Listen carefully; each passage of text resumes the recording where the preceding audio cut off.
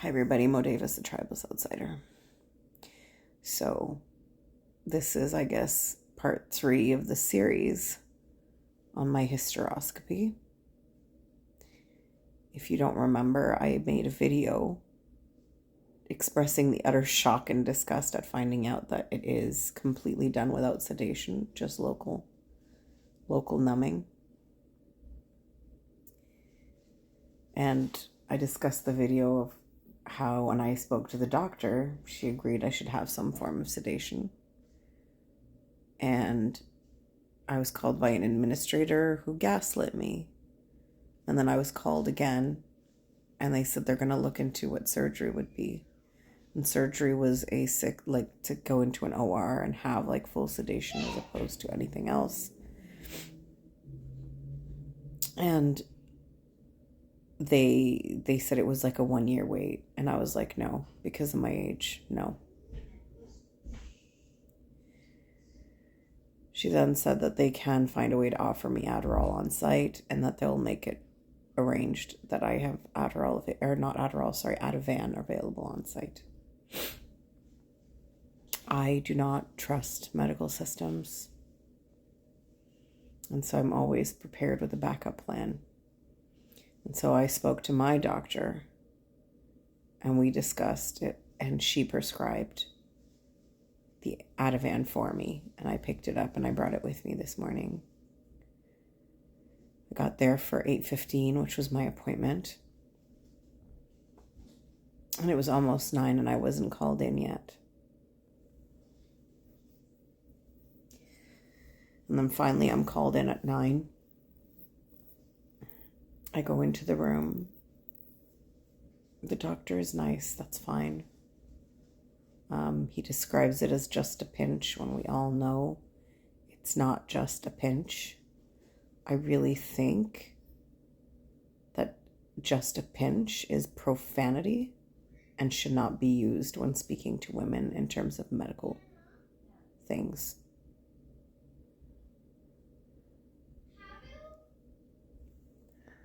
I was then curious if they did have Ativan on site. They did not, so good thing I brought my own, and I took an Advil.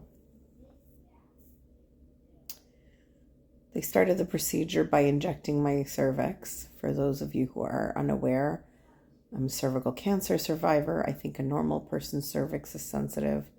Mine is ultra sensitive. They put the needles in, and all that did was leave a really disgusting taste in my mouth. I could taste the xylocaine, which usually tells me it's not going to work. And it didn't.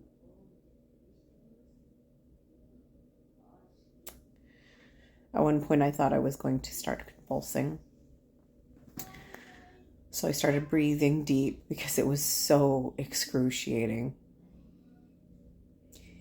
And I could feel my eyes starting to roll back. And it was confirmed that my eyes were rolling back because the nurse kept saying, ma'am, your eyes, you need to breathe. I need you to stay with me. Just breathe. And I just kept deep breathing, and she kept asking me to answer her questions. I could not speak. I was in so much physical pain. I could not speak.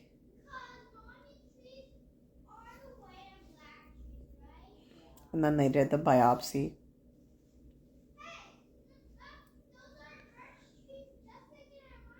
I'd like to state that after the procedure was over, I wept uncontrollably.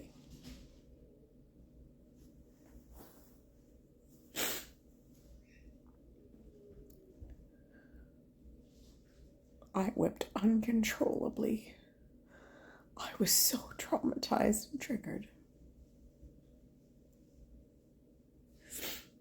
When I could, I got up and sat in the fetal position, curled up on the chair.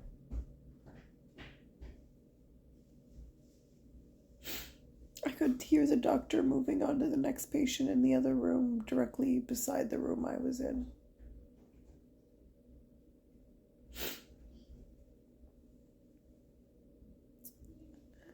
The nurse was super nice. She kept bringing me cold towels and checking in.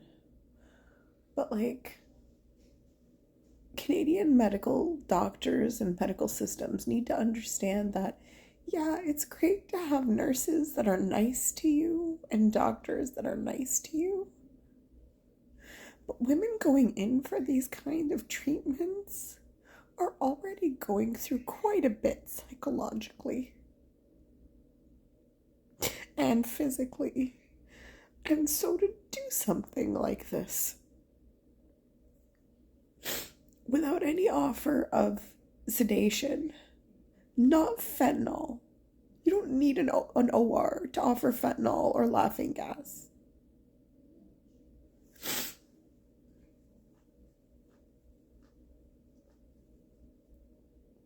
It was horrible. It was horribly violating. It was vile. It was really bad.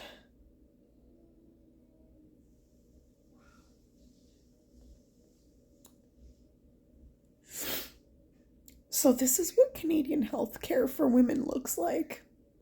And I should also add that these tests should have been started on me years ago. But for some odd reason, I was never referred, although I know friends who have been referred for these things by regular OB-GYNs, having lost many less babies than I did.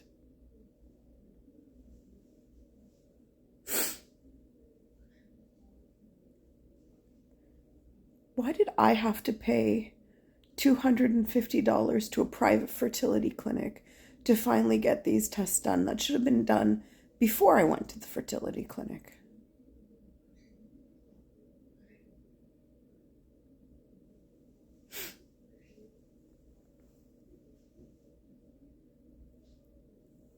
Take a wild guess why.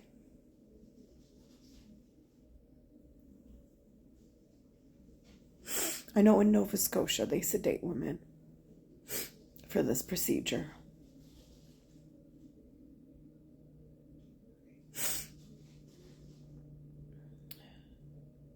So that is my update. I'm utterly horrified. I'm utterly traumatized. It didn't matter how much Ativan I took. I was sober as all hell.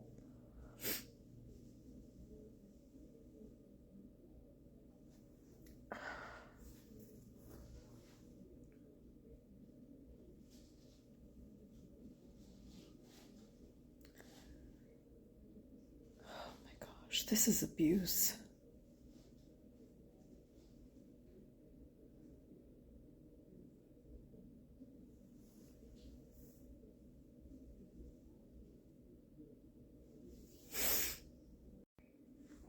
I also want to add that when we treat women like this today, and it's all women like this today in the medical services, in the medical industry, we are literally treating them like we did the slaves that we used for gynecological research.